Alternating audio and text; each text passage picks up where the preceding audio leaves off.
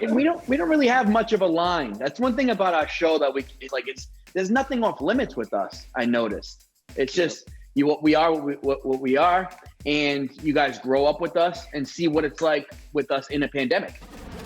Something first ever that we've seen with y'all. You are going into a bubble, and you were going to Vegas in that bubble. Yes.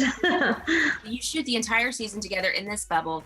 How was that experience, y'all? It was cool. It was wild because we've never done that before, like you just said. But in the middle of a pandemic, I didn't know if we could even make it happen. But after doing a little bit of research, it comes out you actually can rent an entire hotel. So I did that. Flew everybody out.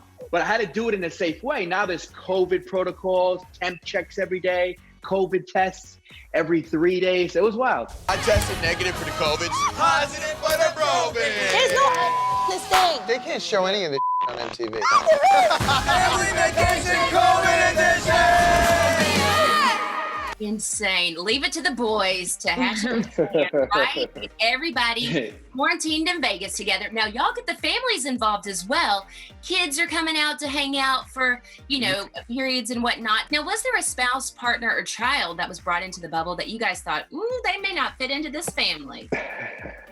I don't think so. No, not at all. No. No, because I feel like everybody that came in was our family. And, if you're our family, if you're like my family, you're their family. And, it's never. They're an extension of us. So because they're an extension of us, we respect our roommates so much that we respect their partners.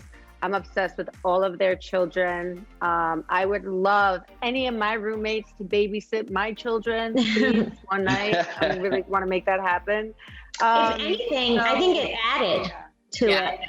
Well, like all family, though, you love hard and you can fight hard. And we sure do know Jersey Shore can fight hard. And a lot of this stems from Angelina's wedding last year. Angelina, you're the lace to my hair. You're the fly to our. I love that. And, I know a lot of it's going to unfold as the season progresses, but, I got to ask, Jenni, where are you guys now? Have you made amends? How was the friendship? I don't know what you're talking about. I had a beautiful time at that wedding. That was great. Food was great. That was the best speech I ever heard. And it was done so tastefully. I heard the speeches went off without a hitch. And it was done so beautiful. The best speeches of the year. No, so Jenni, I got to ask you, that best speech of the year, that great speech, is that a speech that you would redo and replay? Yeah, and I would burn the paper and say, bitch, don't go up there because it is not going to end well. Yeah. So, but, it is what it is. I would call it the worst kind of learning experience that you could have. A very unexpected one, because everyone did get to see that we truly had no malicious intent, that we were just trying to come from like a funny, very poorly done speech that, we were just trying to be funny for her. So I think even after the speech, when the months went by and everyone's going to see how it plays out, it's not even about the speech anymore. It's just very tit for tat. And, it was just something that I'm glad I kind of went through to grow from it, as hard as it was and as dark as it was. It just kind of makes people stronger in the end, and it makes you choose your friends and your family even more. And it just makes you realize that, man, like no matter what we do, like as a group, you just like, it gets weird. Like you go to a wedding and then it brings on like a year of hate and craziness, and then it continues into a pandemic bubble where we have to relive it in a hotel that looks like The Shining. And it's like, I'm like, what's going to happen next season? I know. Because Where do you guys go from here? Do you feel like everyone's in a happy place with each other right now?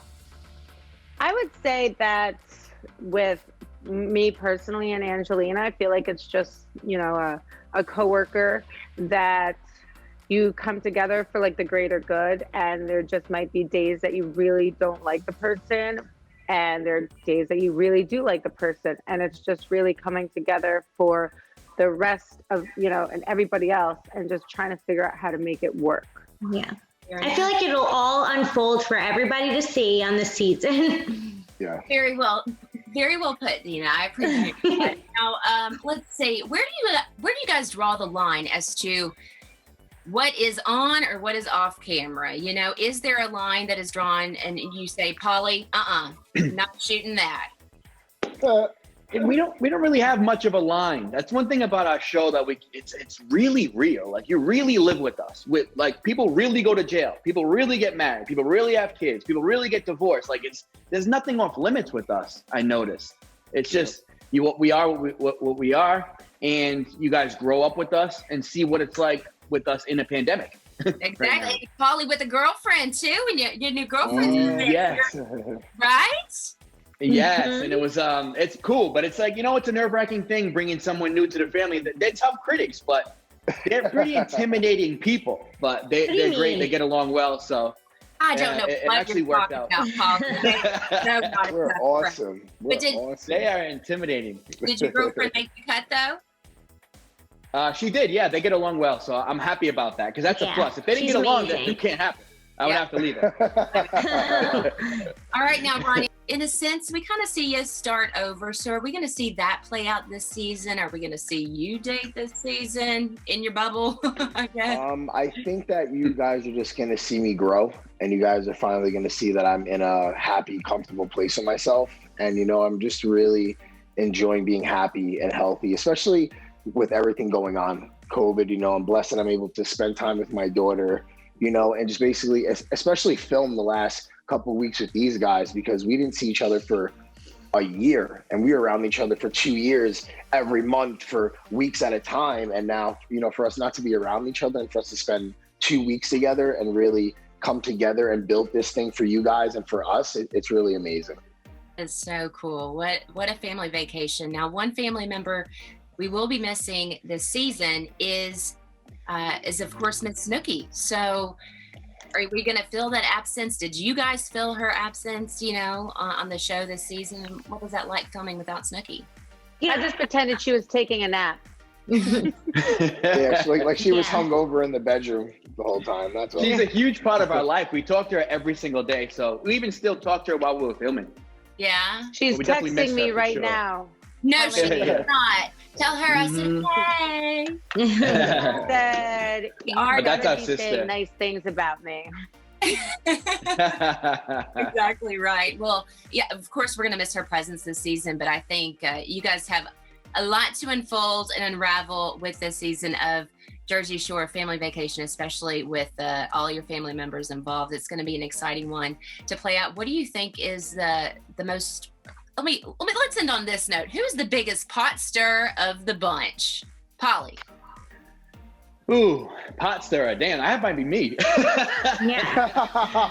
No, it's so I do a funny. little prank. It's so funny because everybody thinks that Pauly is like the one that is like so like not in the drama, but it's actually complete opposite, because he like stirs the pot while making it a joke, but It's so true.